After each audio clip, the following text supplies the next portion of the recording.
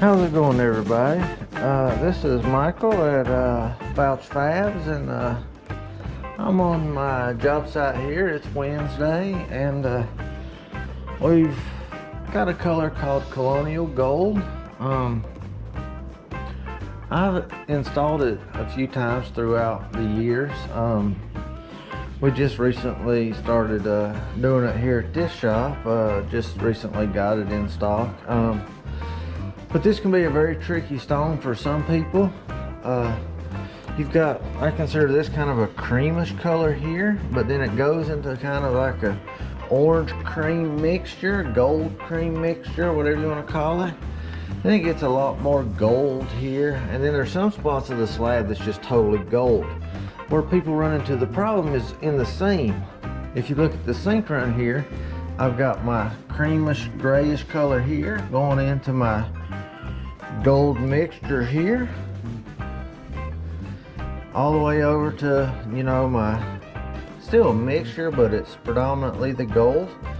And I spent a lot of time lining these two pieces, of course they was on two different slabs, up so that I could get them perfect. And that's kind of what I wanted to show today, is, you know, how we got these colors perfect for the seam.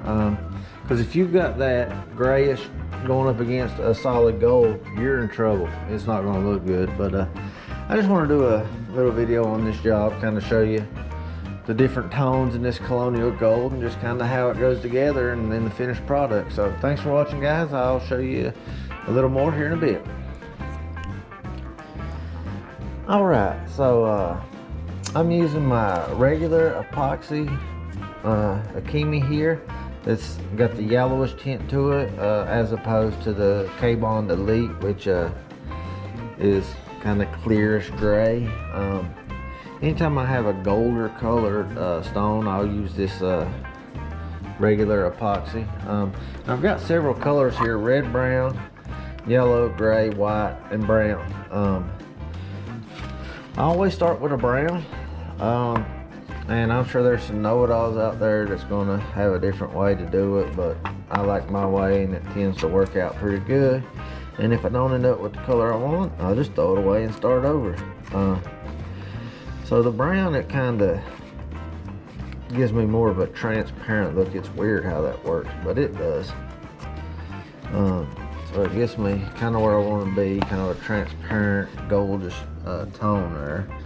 Put just a touch more of that in there, and then I want to put a little of this red brown in there too. Don't want to put too much. A little bit of this color goes a long way.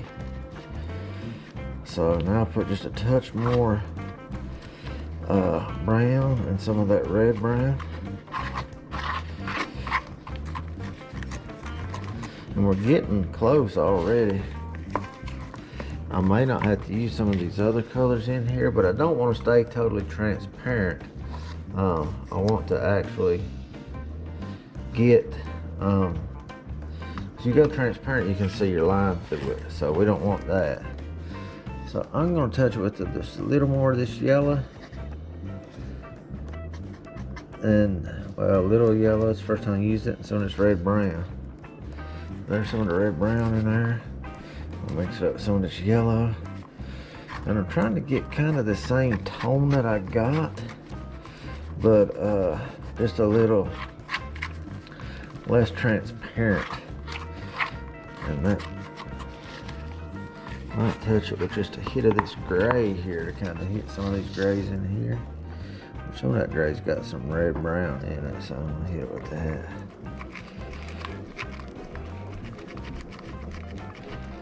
So I got a little more gray than I wanted in there. We'll see. A little more of the yellow, touch more of the red brown.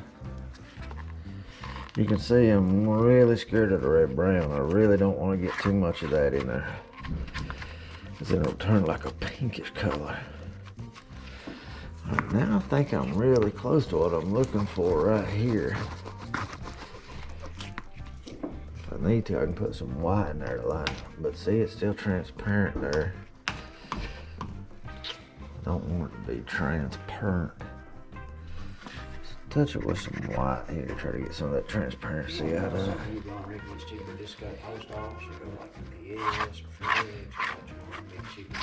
What did you turn the mail? I don't know about that.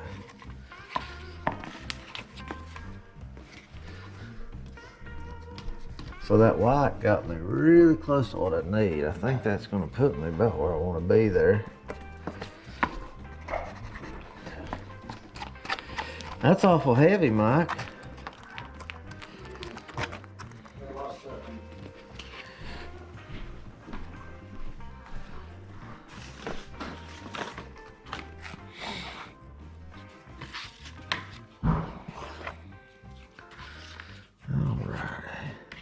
So I always separate it, that way I'll have some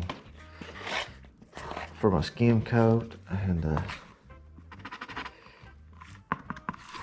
if I end up seeing any chips or anything, I can go back to it later. I'm trying to add a little bit of more of the gold to this. And that should put me about exactly where I want to be at. I'm gonna take it over here and see. And then I want to get my Gorilla Grip set up and all that. My seam has moved on me a little bit since I took my stuff off of my. So I'm gonna adjust that just a hair before I put my stuff together. All right, I got my leveling back, and Sammy's gonna start the Gorilla Grips here, and I'm gonna add some hardener to my color. You don't want to add a whole lot, but I work it in there a little bit at a time. I like for mine to sit up in between 5 to 8 minutes. It keeps it with good strength, and I don't have to wait on it all day. You can go plug her in, say.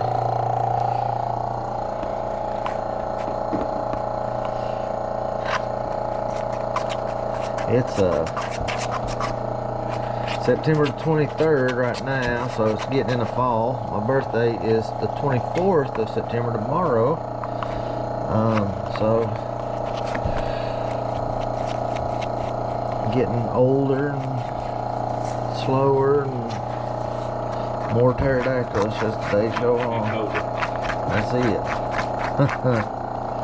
So as you can see, I'm mixing the epoxy, or the hardener in this epoxy.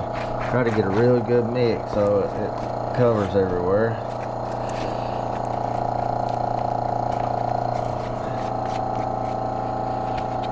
Alrighty, and you'll start to see how well I did with the color match once I get it in here. You'll be able to tell pretty good.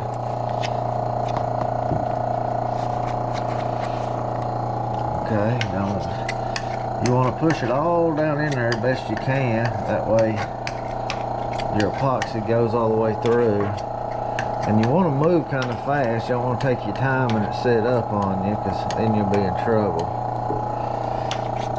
You have to be pulling it apart, digging it out, and all that. That's if you can get it apart without breaking it.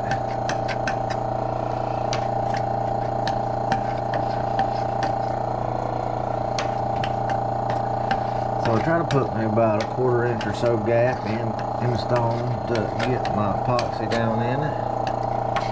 And then as you can see, I squeeze it all down in there best I can. Then I found it's pretty much easier just to take a shim or something and go across it to get all your excess off of it.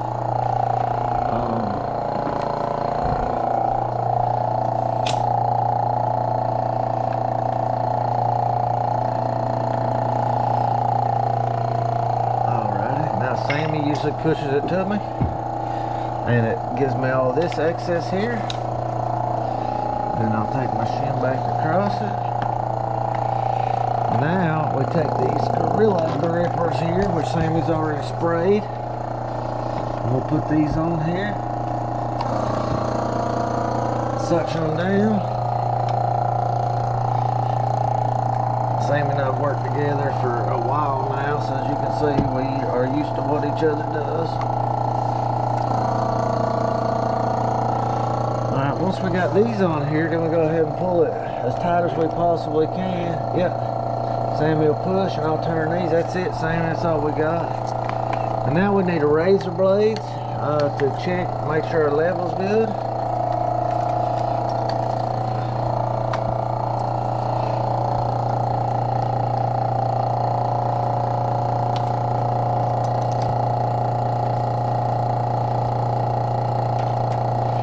And you want that blade to go across there perfect. So I'm hitting on this left side a little bit on this one. So I'm gonna turn these and try to get them to go down. Pretty good there. Until I hit there just a hair. It's not bad.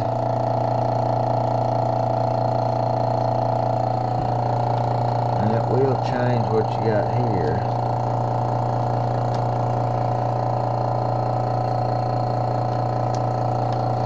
So I'm good there.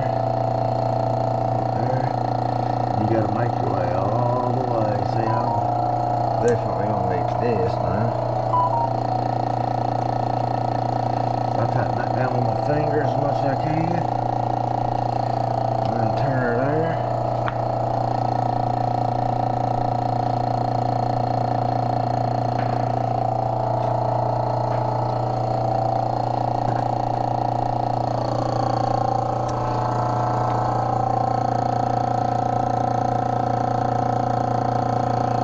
Just a touch more.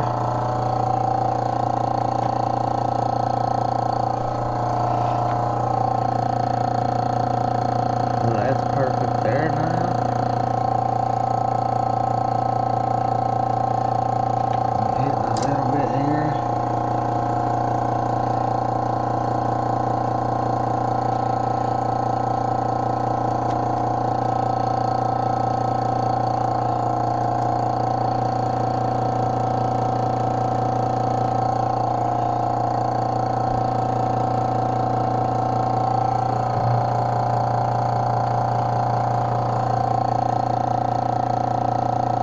Alright, now I got her pretty leveled up there.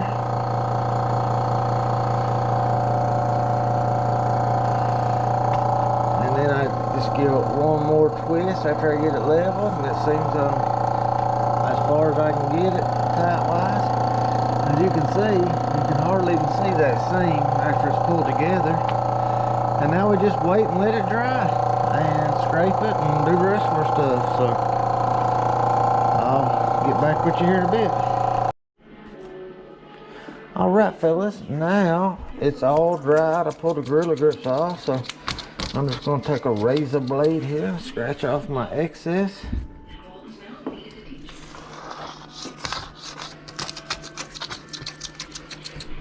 Hopefully it didn't move on me.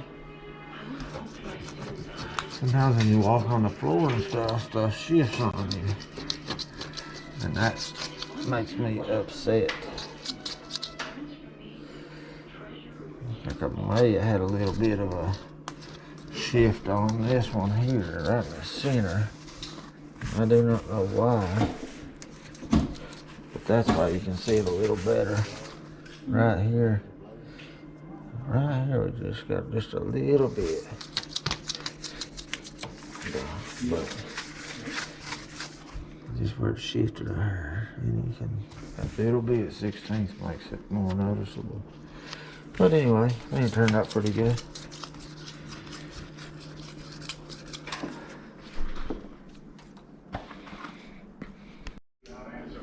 Alright guys, what I want to do here is a top polish. Got a pretty good view of it right here, so I might adjust it just a hair.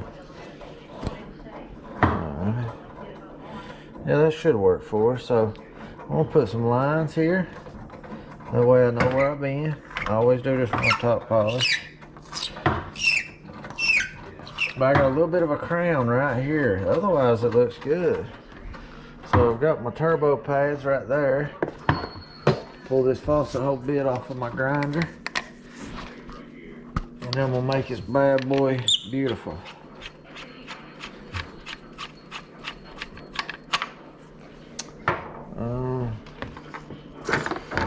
Get started here.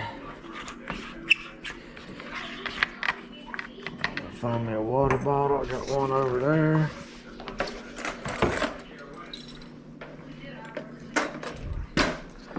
Got my hard backer pad there. It's cold. No, I'm good. So I'm gonna start with a 1. Don't use the 3000. Don't use that buff. Don't use the 2000. I will be using this 200. I will be using this 500. I don't know about this 50. I think I'll probably get away with this 100. We'll see. I'm gonna start with this 1 and see if it works.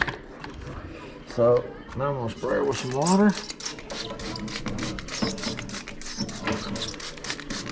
I taped it off to keep the water in from blowing around everywhere. All right, make sure my grinder's on 1. Lay her flat and get started.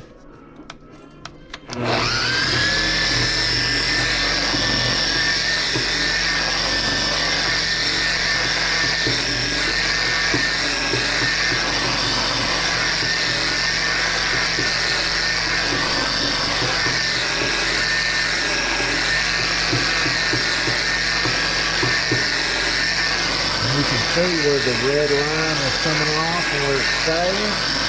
That's showing where it was a little off level. And once you get that smoothed out, then you're ready.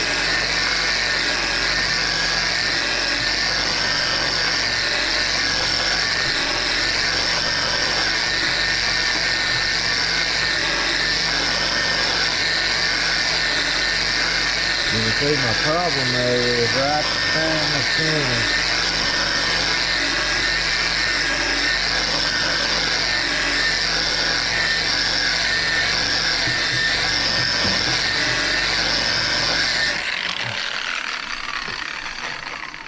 So I took some of it down with that 1, but not all of it. Alright.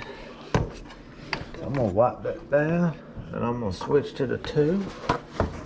Always wipe it down, because if I get any dust or anything from the previous pad, I don't want to scratch it and rub that in. This is filthy. I stay away from using it.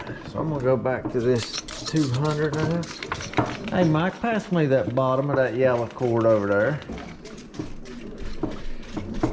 Worst thing you can do on the top polish is get your cord hung on a door or something, and it'll cause you to scratch the top or step on your cord. That'll do it too. All right, here we go. 200, lay your flat, get started. So you want to go a little further out with the 2 than you did the 1. Each pad you want to go out just a little bit.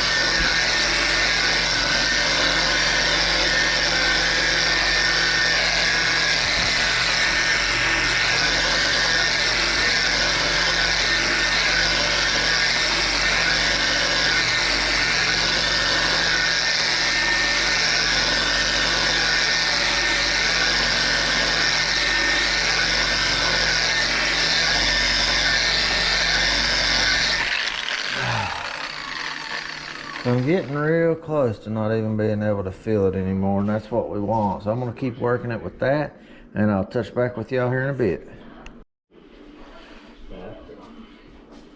Alright guys, I am on my last pad on this one. This is the ceramic buff pad. I'm going to go wet to dry on this.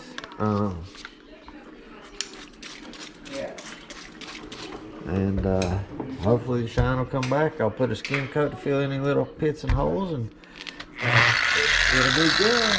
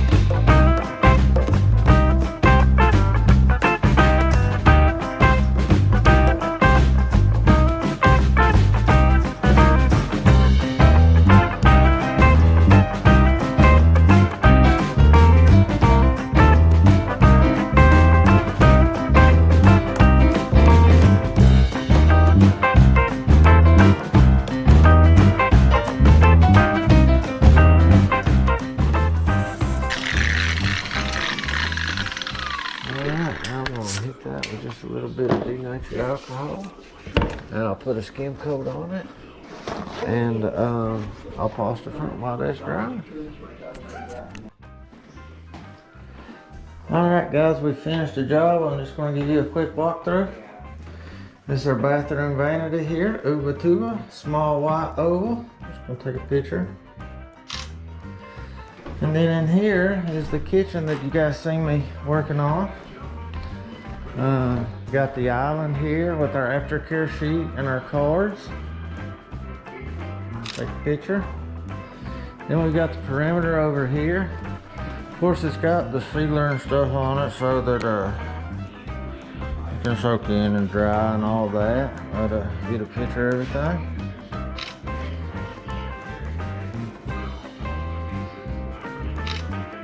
Got our undermount sink, super single.